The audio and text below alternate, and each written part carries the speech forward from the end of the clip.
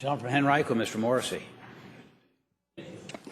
Thank you, Mr. Speaker. Speaking against the measure. The gentleman has the floor. Thank you, Mr. Speaker. Mr. Speaker, ladies and gentlemen of the body, it's hard to think of the thousands of bills that have wound their way through the General Assembly session in 2013, a bill that is less needed than Senate Bill 1256. Any notion that there is voting booth fraud is just utter nonsense. Let me give you a number.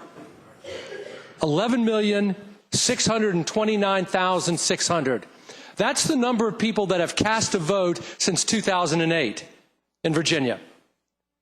Of those people, how many people were convicted of voter booth fraud? 0. Oh, but Joe, they have good lawyers. How many people were charged? 0.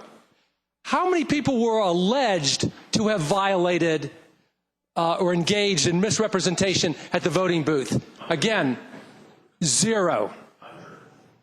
Now, the evidence of voter booth fraud is not only non-existent, but one of our local dailies, I think, put it best, and I'm quoting, the evidence of need for measures for voter ID is almost as scant as the evidence of Bigfoot, reported the RTD. It's utter nonsense. Now, my colleague from Richmond talked about the cost. The cost of this bill that is not needed is a minimum north of $800,000, or as the Commonwealth Institute for Fiscal Analysis said, as much as $21 million. For a bill that not a single person is alleged to have violated. But some people would say, well, you know, if you need a photo ID to engage in a commercial transaction, you ought to at least need a photo ID to engage in voting. Well, let me tell you something, folks. Commercial transaction is not a civil right. Voting is. As the delegate from Richmond said, it's not only enshrined in the Constitution, but it's guaranteed by the 15th Amendment. And I was wondering, when this bill came up, what's changed since last year? Less than 12 months ago, the governor, he advocated measures that encouraged your paycheck, your utility bill, your rental agreement.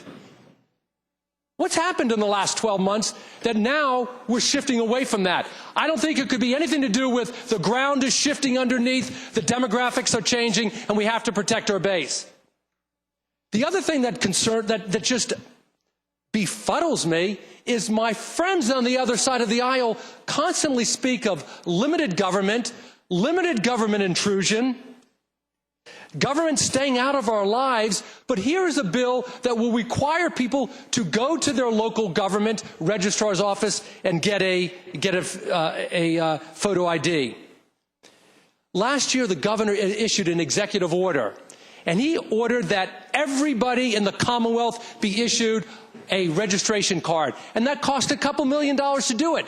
Now we're just throwing that out the window and saying, not necessary.